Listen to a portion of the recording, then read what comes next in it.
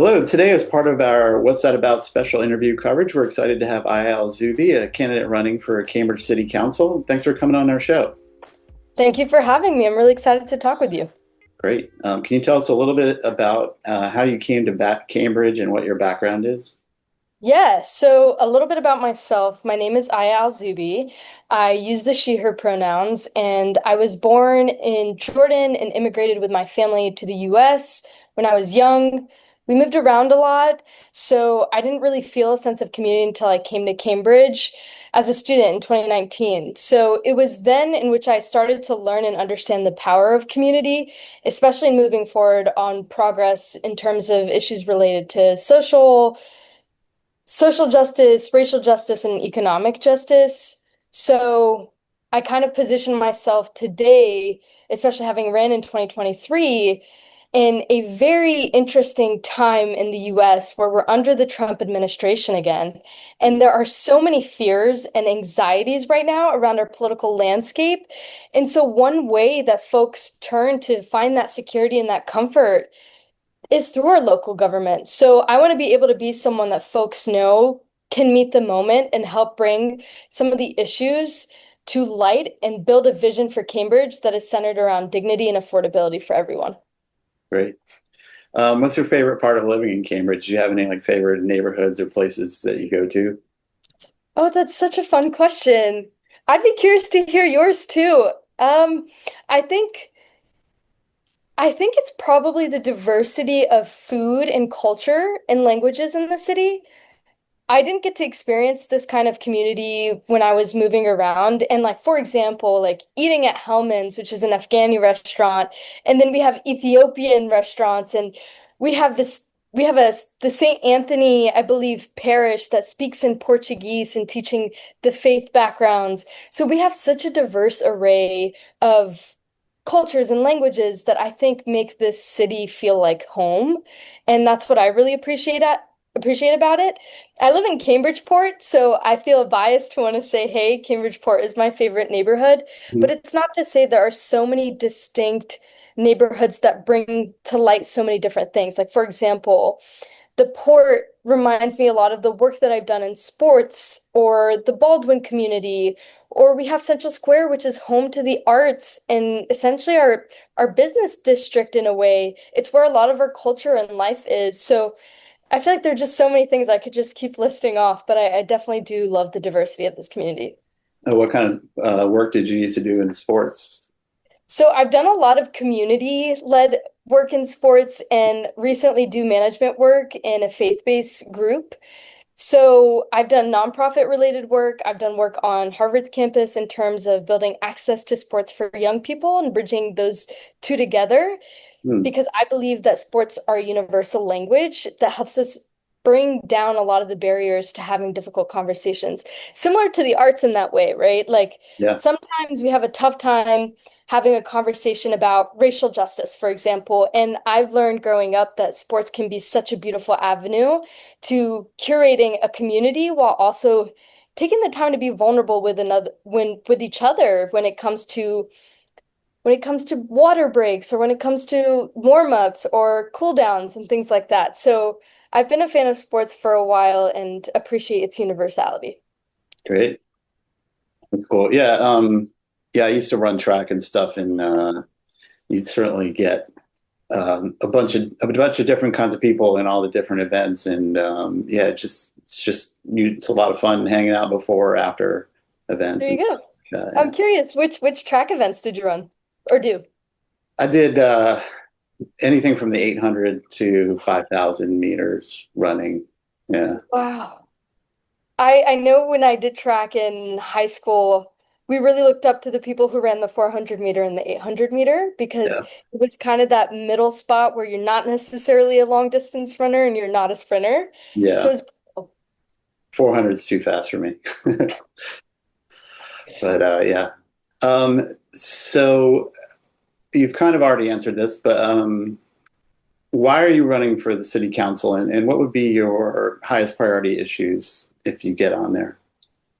So yeah, like you said, I mentioned really wanting to run on creating a city that is dignified and affordable for everyone. Hmm. And I center this around the fact that, no one should have to worry about making rent, for example. No one should have to worry about getting around safely.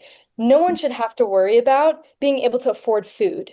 So I think that as a city, we have to step up to make that vision real. And especially when we're under the Trump administration right now, and there are a lot of fears around even just being able to navigate public spaces.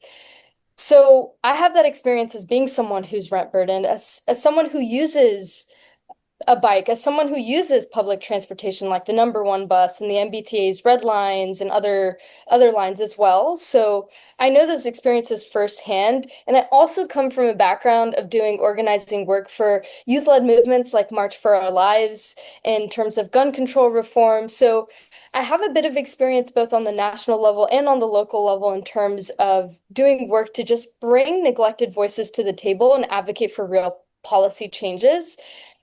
And in terms of advocating for what specific policies my campaign is focusing on is the first and the most important is creating more permanently deeply affordable housing. The second is making the number one bus free. And in light of Daily Table closing, I definitely want to be able to explore if we can create the first city-run grocery store. I've talked to a few residents in terms of what Daily Table meant for them, and I used to shop at Daily Table, so that's also an important one that I want to explore as well. Mhm. Did you follow? I know they were looking at least making number one bus part of the pilot for free fares a few years ago. Did you follow any of that and where how that ended up? Because I kind of fell off the table. Yeah, so yeah, as you said, we've had conversations about the number one bus being free and being in partnership with the city of Boston. We just have to have the political will to move it. The Hmm. study that was done in terms of the cost and the investment required for the number one bus landed it at about 1 to about 1.5 million, I believe, a year. Hmm. So it wouldn't be a big cost to invest in free access to a line that is so popular for so many people, whether they're people who live in our city, who come to work in our city. So there's just a fundamental approach to like things we can improve on the sustainability side, because you have to think like people who can't live in the city, their carbon footprint of them having to navigate into the city to work because they can't afford to live here is just as much within our hands. So the number one bus is just a piece of how we can make that more accessible and sustainable. Yeah. What about some of the other Cambridge only buses like the 69 or some of those buses or yeah the ones that cross? I mean, is the number one bus because that's the biggest, the most ridership? Hmm. Yeah, it's one of the more popular buses, but it's not to say that I'm not willing to explore other buses, especially ones that connect north to south. We Hmm. have we have the Easy Ride bus, which we I believe just recently funded more, Yeah. and that kind of connects the Kendall Square area, East Cambridge area down into Cambridgeport, which is amazing. We need more of that in the city. Hmm. So I definitely am open to exploring other buses as well.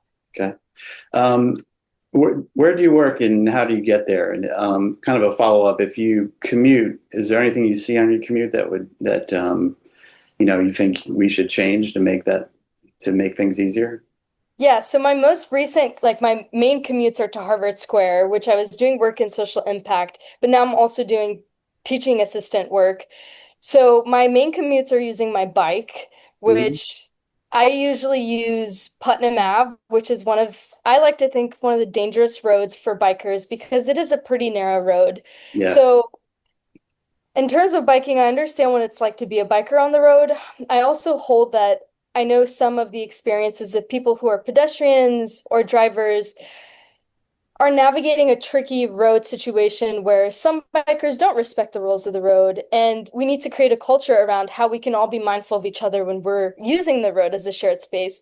So I definitely want to push for bike lanes and have a commitment to making sure there are safety measures put in place, the biggest being a separation of the road and the bike lanes, Hmm. but also making sure pedestrians are able to have designated crosswalks at dangerous intersections.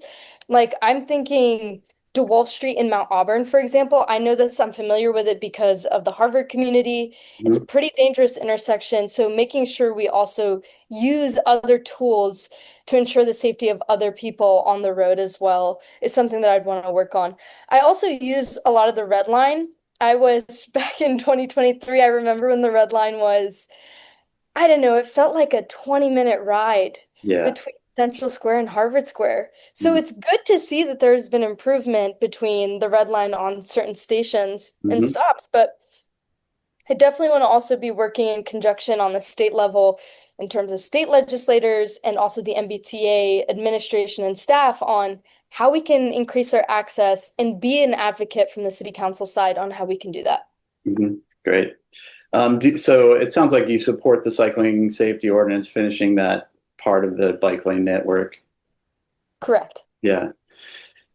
Do you think Vision Zero, the Cambridge really got behind that a while ago, the city goal of zero traffic fatalities. Do you think that's possible? And do you think we're doing enough there?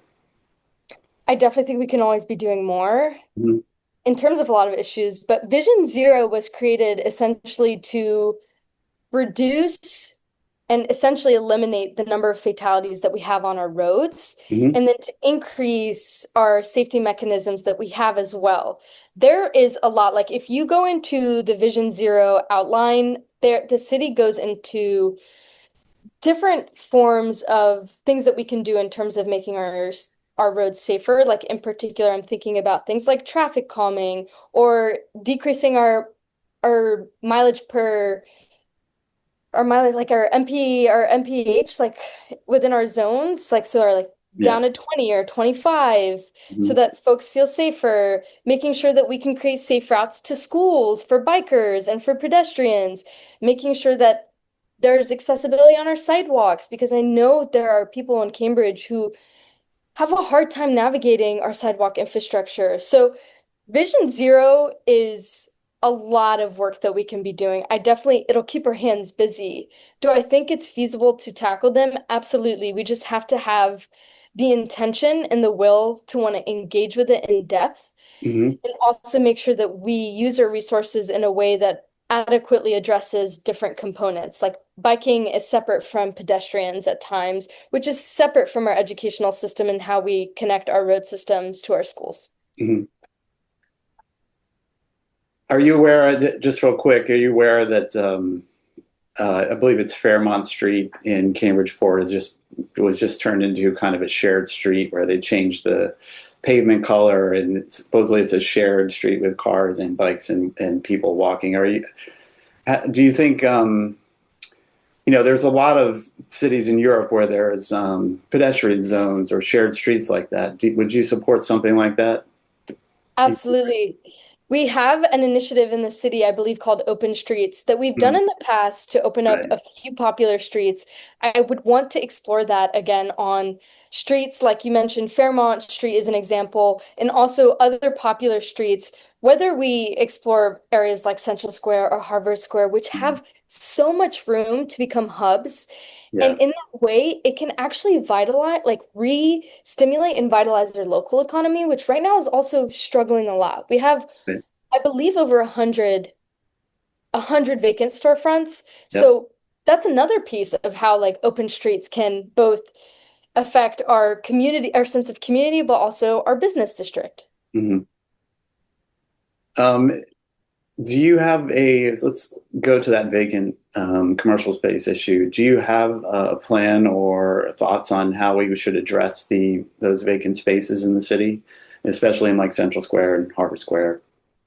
Yeah, so yeah, like I mentioned to you, I believe we're about over 100 vacant storefronts. Hmm. And I think the percentage right now from the city is about 50% are coin longer term vacancies, which I believe is at around 2 years or more that they have not been leased out.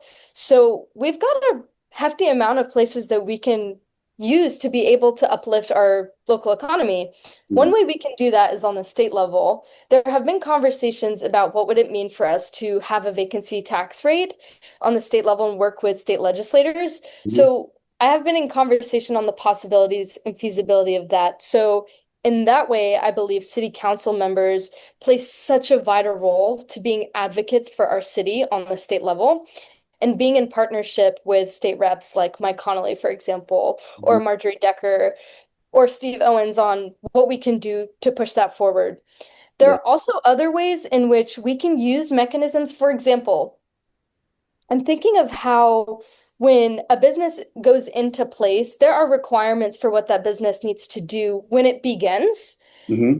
in terms of the relationship between the owner and the leasee. And essentially, I would want to explore what would it be like to do something of the reverse to be able to set requirements for if a storefront is vacant, like what can we put in place to say, hey, like if you're going to be vacant for an X period of time, here's what we need to make sure happens. Hmm. This city, I believe, has explored something along those lines in terms of at least window space, Yeah. but we have to be mindful of conversations on equity because small business owners aren't the same as corporate owners or larger business owners. So I'd want to be able to navigate that conversation mindful of the different experiences of our business owners.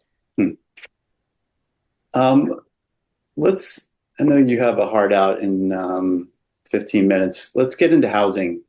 Of course, I don't need to tell anyone prices are expensive. You can't buy or rent in the city without like having, seems like your own personal wealth. Lately, the council has tried to address that with citywide upzoning, affordable housing overlay, removing parking minimums, and allowing ADUs. First of all, do you approve all those changes? Yeah, it's a tough question because we did make some progress with the multifamily zoning. Hmm. I do want to be mindful, though, that my approach to housing, our platform is centered essentially around bringing a nuance to the table that we don't see in the housing conversation. Okay. Because a part of what we see with deregulation and the upzoning that could potentially lead to risk is conversations on gentrification and what it means for low-income communities who the land prices could go up and kick those community members out if they can afford to live there. But on the other side, I want to be able to push back against conversations around how we envision what our city looks like in Hmm. terms of building more housing, because I do believe we need more housing. I just am central to focusing on deeply permanent affordable housing, which leans on city resources and the government to be able to ensure that that housing stays affordable. So the zoning in that sense is kind of like a case by case basis in how we explore certain demolitions that are happening in the city. And then the other piece is drawing on the environmental concern. Hmm. So I'd want to be able to explore what it would mean to making sure that, for example, people who have solar panels, like what are ways we can address development that happens to make sure people who have panels on their homes aren't essentially stifled in their ability to be able to engage in sustainability practices. Hmm. So working on ways to work with the two of those. And one way to do that is essentially working with those developers on making sure we can address any lost production or reallocation of panels or compensation of some sort. So in that way, I want to explore ways that everybody in the community can remain dignified in how they explore their housing. So I'm all for housing, but I do have the intention of essentially committing to deeply permanently affordable housing. So leaning on, for example, the Affordable Housing Trust, Hmm. working to have institutions like Harvard and MIT give back more into the community so that we can be able to fund even nonprofits. Like we have the Cambridge Community Land Trust that is starting up, and being able to invest in that is another great way to engage with permanently deeply affordable housing. So I hope that gives you a little more of a sense of how I view the housing issue. Yeah, I mean, I saw on your website you talk about breaking the YIMBY NIMBY binary. Can you go into a little more depth about what you mean by that?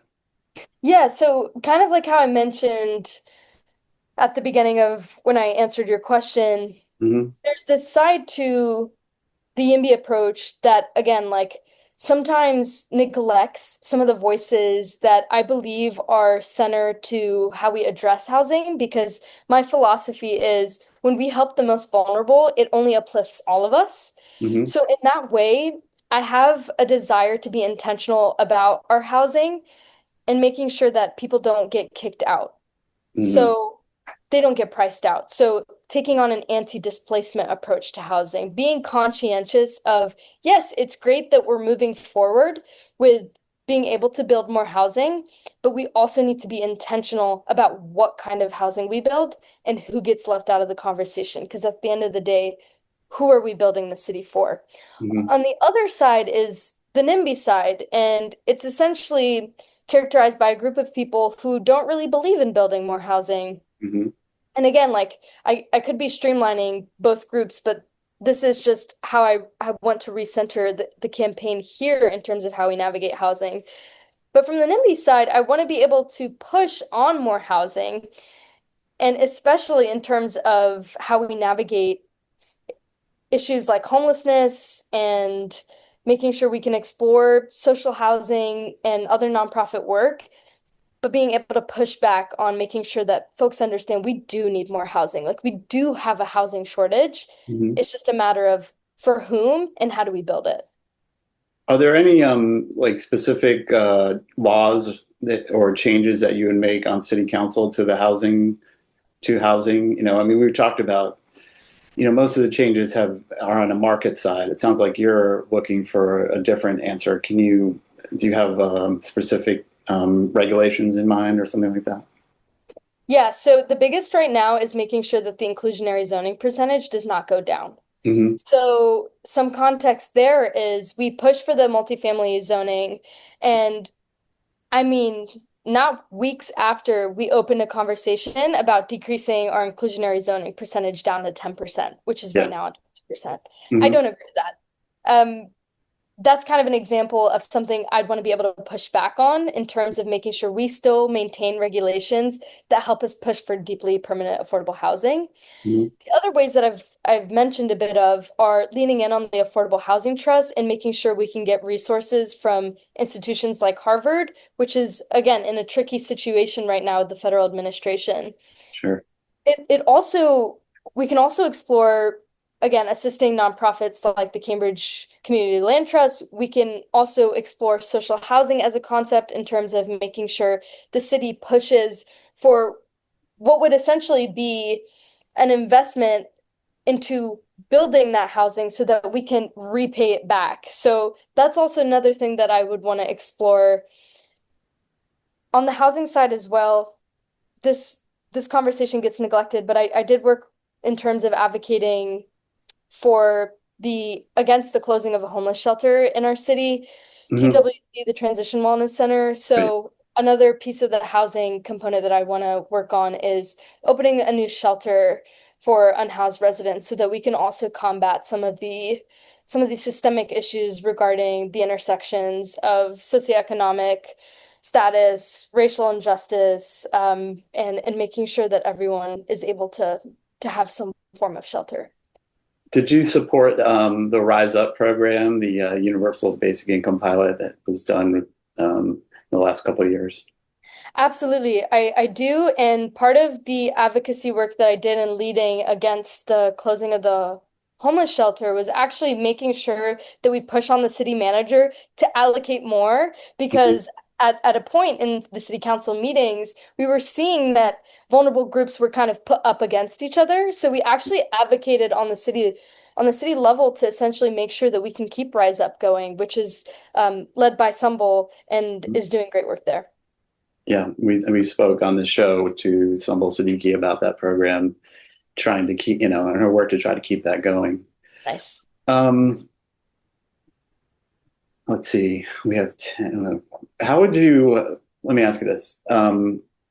When you look around the city, what would you do to improve the quality of life of the city? Do you have ideas to improve the cultural life of the city? I know you say you want to preserve arts-related institutions. Can you get into that a little bit? Yeah, so a huge piece of my platform and a particular community I care about a lot are artists.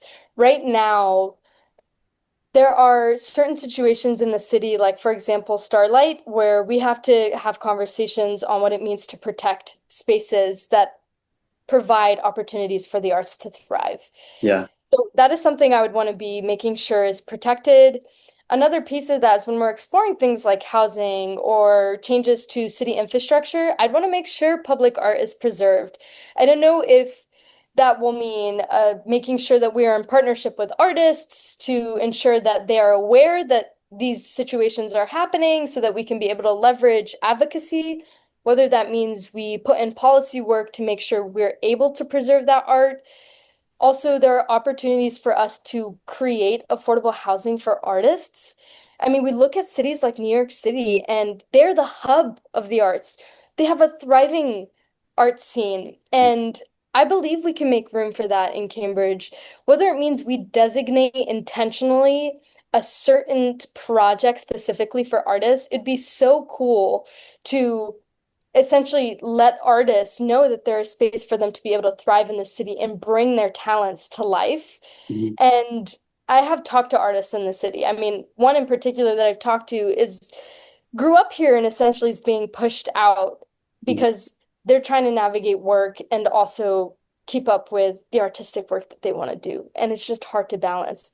We don't have access to many studio spaces. So Right. what does it look like to be in partnership with commercial buildings that are coming into the city and making sure we can build spaces like that so Mhm. that our artists have access to being able to make music and things like that.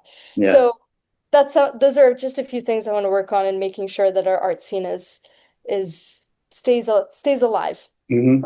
Yeah. Were you, a couple years ago, the EMF space where all the studios were in Cambridgeport, just, basically just kicked everybody out so they could turn it into condos. Would you look at using the council to push back on changes like that? Absolutely. Yes. I am not familiar, to be honest, with the story on EMF, but Mhm.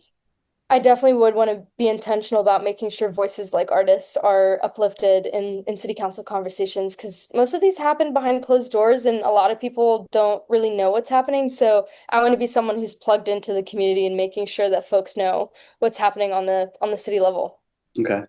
In the current environment, I mean, the economy is probably going to crash due to the White House interference and falling commercial revenues and things like that. Would you support increasing taxes and fees if to support some of your plans if necessary, or if you think the budget should shrink with the shrinking economy? Do you have ideas of where you would make cuts? Yeah, so in terms of revenue resources, especially as you said, we're entering a time of fiscal uncertainty. There Hmm. are ways that we can explore revenue resources. One, like we do still have buildings going up in Kendall Square. I know the biotech side has slowed down, but there still is progress being made in terms of commercial buildings going up. So that's one place that we can still potentially count on. The second is being able to be in conversations and make them transparent about the role that Harvard specifically plays in investing back into the community. Our pilot agreement had about a 1 year length, so it should be coming up pretty soon that we open up those conversations again. And Yeah. Harvard can be a potential avenue for us to bring in more resources in a time of fiscal uncertainty. I Hmm. would be open to exploring increasing residential and or commercial taxes, but Hmm. I am aware of some of the pressures that would put on a lot of residents. So I'd want to explore that in an equitable way to making sure that, again, like while we're trying to help people be able to afford to live here, we're not crushing them with even more costs. Sure. So I would want to approach that topic sensitively. Hmm. I just want, I've told everyone I've talked about this, but I just think our parking permit is, for if you're a resident, it's $25 a year. Like Yeah. there's like so many, I mean, I have a car and I drive, and it should be way more than that. It's so valuable, and we're paying nothing for it. Absolutely, I hear you there. There are so many creative ways that we can engage tapping into creating more revenue. And also we should explore really what we're spending our money on currently in terms Hmm. of our budget. So that is something I would want to be able to dive into more depth. But I know a lot of the frustration with some of the city council is around the budgeting conversations and the role the city manager plays in that. Because some people do not know that I believe the city council can only take stuff out of the budget, but can't necessarily add into it. So that has been at times a place of frustration in terms of our budgeting process. Sure. Well, I know you said you have a hard out pretty soon. Is there anything else that you'd like to discuss that we haven't covered? I mean, you have a lot of issues on your website that I was looking through, a lot of interesting things. Yeah, and please feel free to engage with them and reach out to me. I'm someone who is receptive and wants to build on transparency and accountability in city government. So if there are ideas that people have who are watching this or yourself that want to share that with me, the same like you said with the permits, please do. I mean, I believe in a government where we can be collaborative. So in a time like this, we have to turn to each other and build community in that way. And I also want to point out that, hey, I ran in 2023 and I came in 10th of the 9 seats. So I was quite close. And I'm coming back into this because I do have a deep desire to making sure that a lot of voices that have felt neglected in politics know that they have a seat at the table and to increase the access to civic engagement in our city.